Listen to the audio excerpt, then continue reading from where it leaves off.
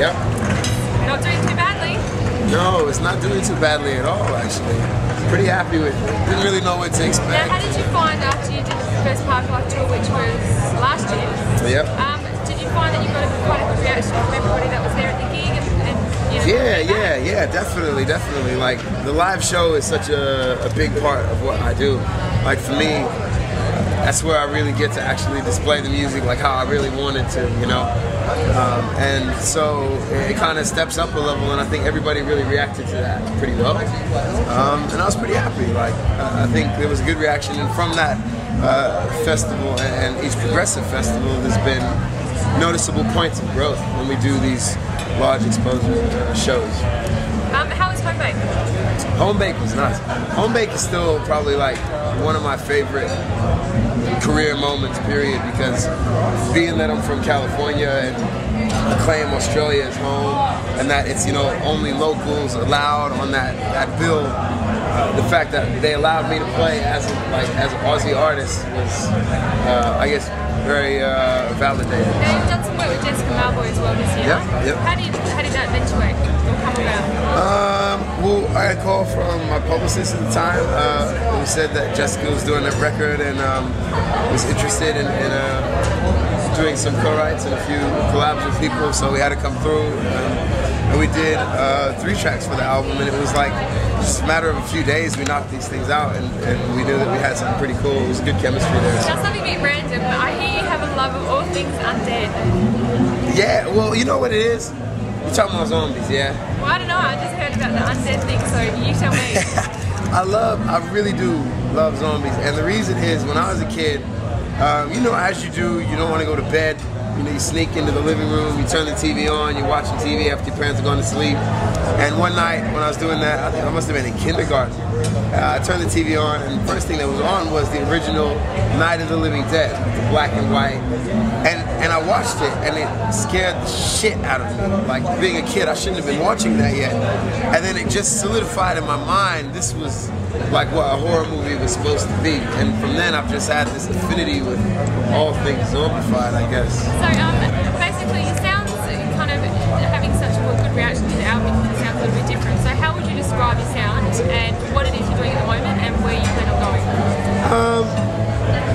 I don't know how I describe the sound. Like, I always say the same thing where I describe it as a child with ADD lost in space. Like, it's not something that I can sonically describe because I don't know what I'm going to do tomorrow or on the next record.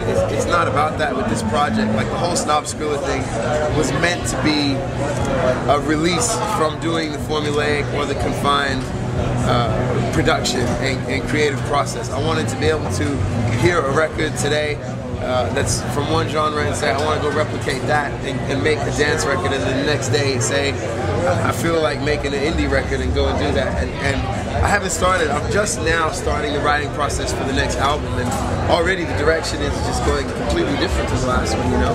It's still going to have the same sounds and elements to, you know, comprise the product, but as far as the direction, I mean, I don't even know. Like, this was just a complete shot in the dark, this record. I was like, this is what I think is really cool personally. This is what I feel like today, and this is what I'm going through right now, and I'm gonna stay 100% true to that, and I don't really care about thinking about anything else that is going on. And that's the record, and if people like it, then they like it. If they don't like it, they don't like it. I'm not really stressed. Like, and that was the whole reason I was doing these other pop records, you know, Jessica Stuff was working with an audience, and I've got that bread and butter of those kinds of things, and it gave me the room to be able to say, for myself, I can comfortably do what I want to do and take risks. What do you think of the Aussie music scene at the moment? I think actually things are going pretty well for Australian artists. I think that on the electro tip and the dance tip, it's us in France just ahead of the curve right now, and Dutch house as well. On the indie tip, I think there are some real cool bands that are coming out that are going to be doing big things.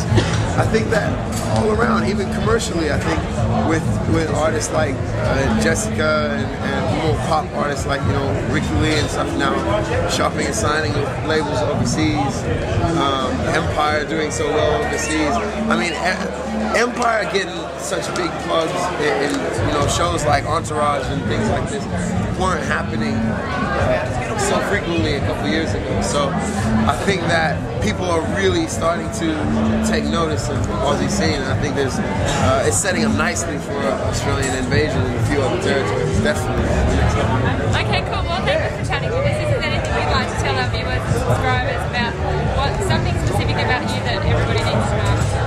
Give us I wouldn't say anything. I would just say make sure that you stay ultra fresh papping, as my boy Tom Piper would say, and I would say make sure that you're eating your rad cakes, kids.